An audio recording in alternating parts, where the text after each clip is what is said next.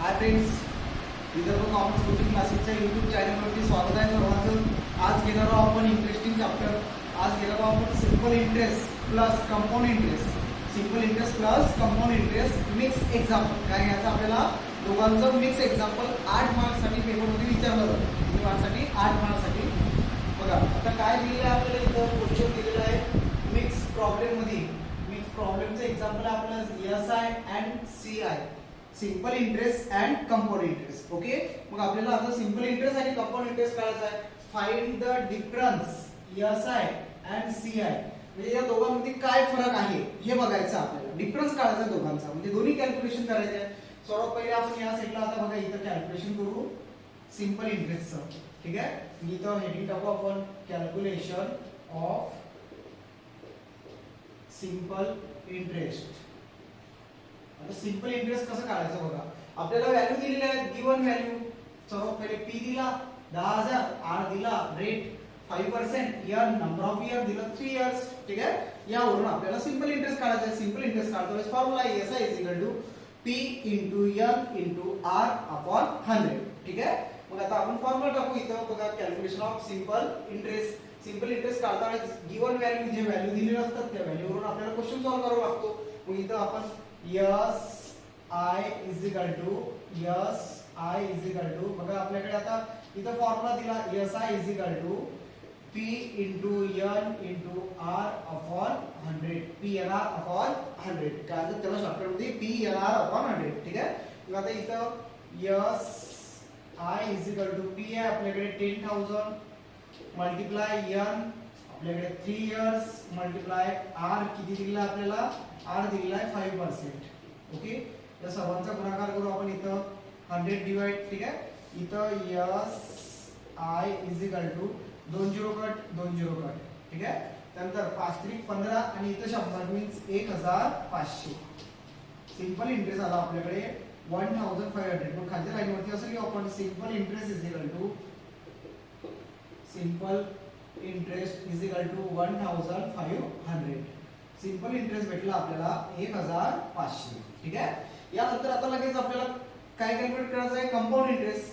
बघा मग आता सेकंड नंबर किंवा स्टार करून लिहू आपण इथं कॅल्क्युलेशन ऑफ, शॉर्टकट मध्ये लिहू शब्द बसताना इथं CI कंपाऊंड इंटरेस्ट. ठीक आहे, मग आता कंपाऊंड इंटरेस्ट काढायच्या पहिले आपल्याला अमाऊंट काढावं लागतं, नंतर कंपाऊंड इंटरेस्ट काढावा लागतो. ठीक आहे, बघा मग आता इथं A is equal to P bracket मध्ये 1 plus R upon 100 bracket complete N. हा फॉर्म्युला कसा कंपाऊंड इंटरेस्टचा.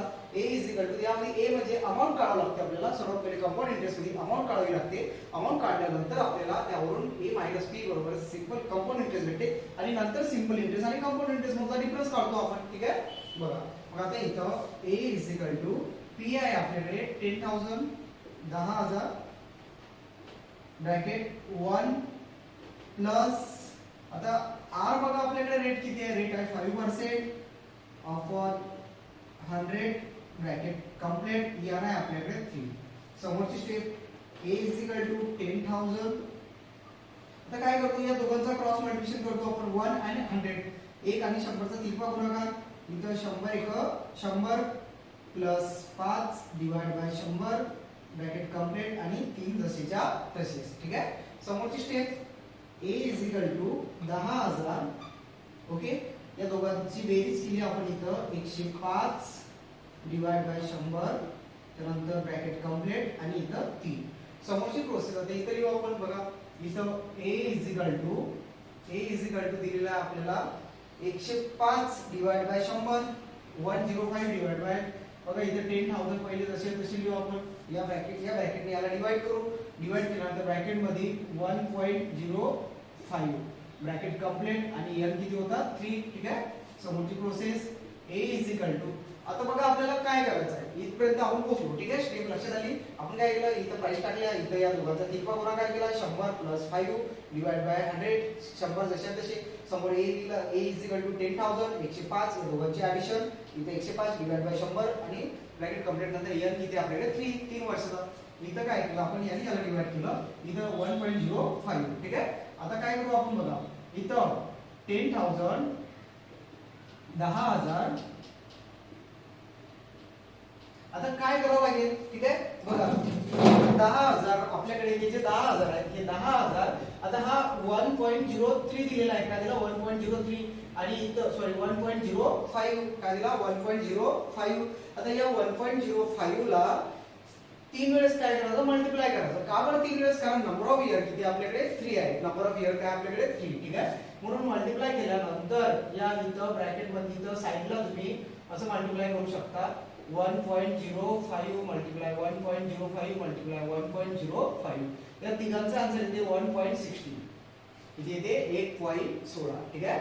आन्सर किती येतं 1.16. या तिघांचा गुणाकार केल्यानंतर म्हणजे आपल्याला इथं आता हा ब्रॅकेट आहे म्हणून इथं काय गुणाकार, ठीक आहे 1.16. ओके बघा परत एकदा सांगतो काय केलेलं आहे आपल्याला. इथं स्टेप काय केली आपण, ते 10,000 जसेच्या तसे as it is 10,000.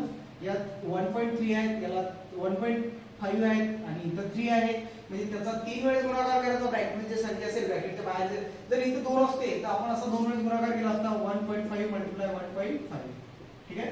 Number of year जर 4 असते तर आपण 1.5 मल्टिप्लाय 1.5 मल्टिप्लाय 1.5 मल्टिप्लाय 1.5 असं 4 वेळेस मल्टिप्लाय केलं असतं आणि जे काही आन्सर आलं असतं ते इथं लिहिलं असतं, ठीक आहे.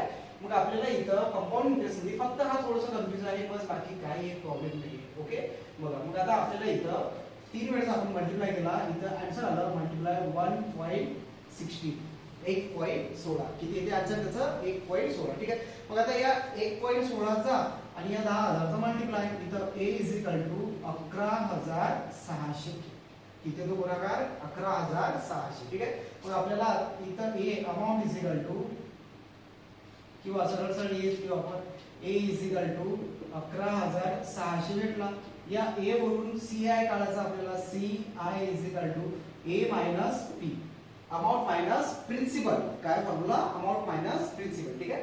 इथं ci = a किती आपल्याकडे अमाउंट आली जस्ट नाव 11,600 minus p principal. Principal means वरती जे प्राइस दिली होती p होता 10,000 10,000. ओके त्यानंतर समोरची प्रोसेस काय बघा आता. ci = 1,600. ci सिंपल इंटरेस्ट किती भेट कंपाऊंड इंटरेस्ट किती भेटला आपल्याला 1,600. कंपाऊंड इंटरेस्ट निघाला 1,600. आता आपल्याला बघा इथं भेटला आपल्याला simple interest compound interest sorry आणि इथं काय भेटला आपल्याला सिंपल इंटरेस्ट.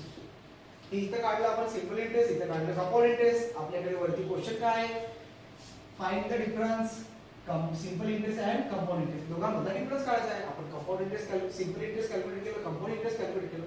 आता इथं स्टार्ट करून घेऊ आपण कॅल्क्युलेशन किंवा difference. Calculation of difference. Calculation of difference. Difference of SI and CI. Simple interest and compound interest, ठीक आहे. मग आता इथं डिफरन्स साठी D = formula CI minus SI. Compound interest minus simple interest. काय डिफरन्सचा formula compound interest minus simple interest. Okay डिफरन्सचा formula आपल्याकडे CI minus SI. इथं डिफरन्स CI कंपाऊंड इंटरेस्ट भेटलं 1,600 मायनस SI भेटलं आपल्याला 1,500 ठीक आहे. आणि इथं डिफरन्स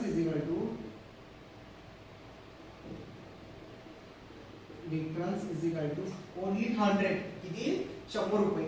1600 मायनस 1500 इथं डिफरन्स भेटला आपल्याला 100 रुपये. खालच्या लाईनवरती तुम्ही लिहू शकता the difference of CI and SI is RS 100. किती भेटला फक्त डिफरन्स आपल्याला 100 रुपयाचा. RS 100. ओके याप्रमाणे आपलं जे सिंपल इंटरेस्ट आणि कंपाऊंड इंटरेस्टचे एक्झाम्पल आहे हे इथं काय झालेलं आहे टोटली आपण सॉल्व्ह केलं. ओके जर कोणाला काही प्रॉब्लेम असेल डाऊट असेल तर खाली कमेंट्स करा आणि व्हिडिओ आवडला असेल तर लाईक शेअर आणि सबस्क्राईब नक्कीच करा.